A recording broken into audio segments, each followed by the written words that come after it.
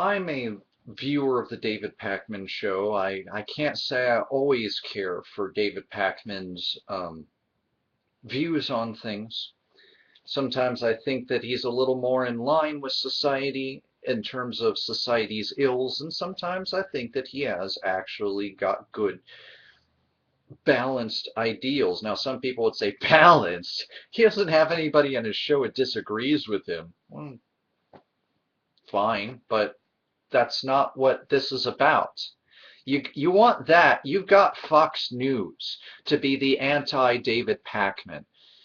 And frankly, that's a contradictory in terms because at least David Pakman tries to bring facts, evidence, studies, and actual perspective to a story.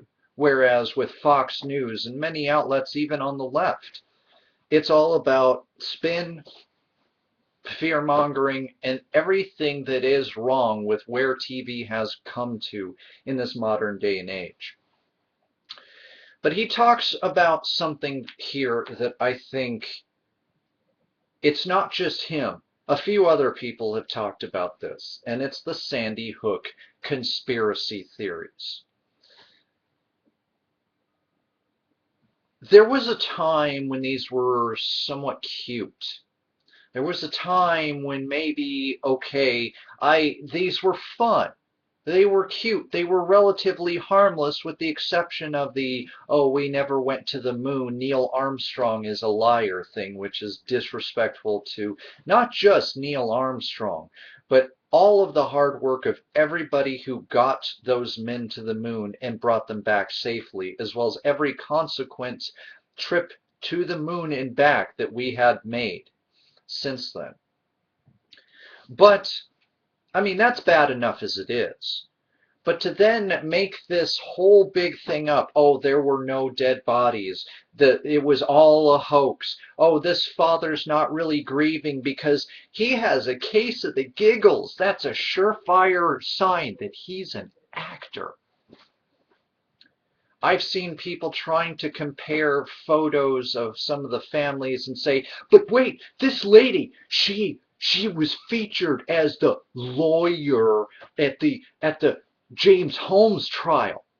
These are implants. They're government actors, and they've done such a sloppy job. I'm so smart for figuring this out. You've got to listen to me. I'm not a crackpot. Look at the evidence.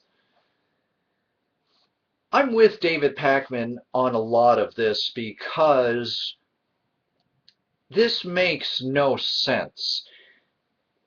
Let's say for the sake of argument that Illuminati and the NWO and all those little shadow governments and conspiracies out there are real. Just for the sake of argument, just for devil's advocate. They've been doing this for what? I'm sure people have talked about conspiracies about the Constitution. So let's go to the founding of our country, okay? After the Revolutionary War, or I'm sure they'll say it's even beyond that, but I'm not going there. So since at least, or well, maybe not the end, but at least since 1776, this country has been under the watchful eye, the crafty hand of these people. That's at least 2,000 years of these people conducting these conspiracies, covering up this information. What? They're going to put the noob on for the day? Oh, they didn't catch that Photoshop faux pas. See, this photograph is clearly faked because that girl has no legs. Or this was clearly a or no, the other side. That this was clearly a satanic ritual that was carried out. It's a secret rite and passage of the Church of Satanism. Never mind what the Church of Satanism actually is, what they actually represent, or what they actually do. No, we want to ignore all of that public information, to say that a girl who's sucking on her fingers like this, that's pretty satanic. I tell you, Man, I could feel the power of Satan just by doing this myself. Oh, taste that Satan. Because, yes, we all know every type of coping mechanisms that little girls in these types of situations will resort to. We know what will comfort them and what is a satanic plant.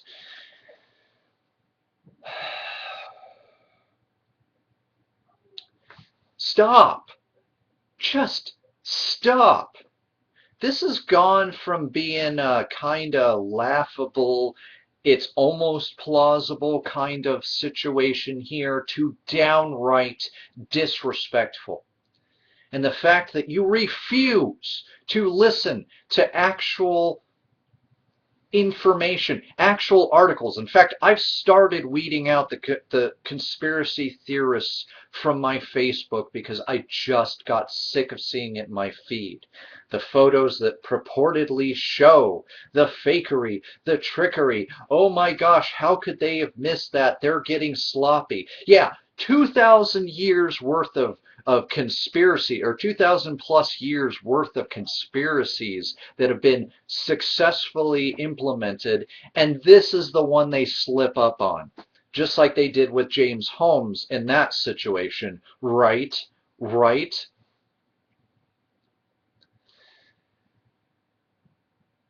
And it feels like everything's getting worse. The conspiracy nuts are getting worse. The gun owners are getting worse. The non-gun owners are getting worse. Everybody on every side at this point just seems like they've absolutely lost their minds. And I get it. We like to see patterns. It's a human thing.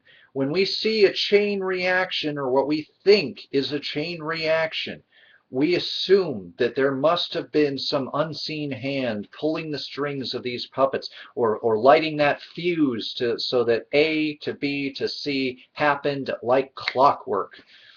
And that's, or no, even worse, you're so stooped in this magical, non-critical thinking that the lack of a conspiracy is the conspiracy. See, they created a non-conspiracy to hide the actual conspiracy. So while we're all focused on these photoshopped images, badly photoshopped images, and these actors and these implants, we don't have our eyes on the actual goings on, because it's all just it's a flashbang in the room, and these terrible people, these masters of conspiracy, made up a fake conspiracy to mask the real conspiracy.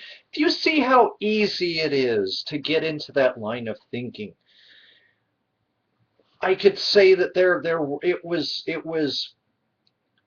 I could probably dig up that Lanza liked cheese, and that it was that he had a special kind of cheese because of his disability. But what they aren't telling you is that the FDA doesn't regulate this cheese. They send it only to special cases that have been selected by the inner sanctum.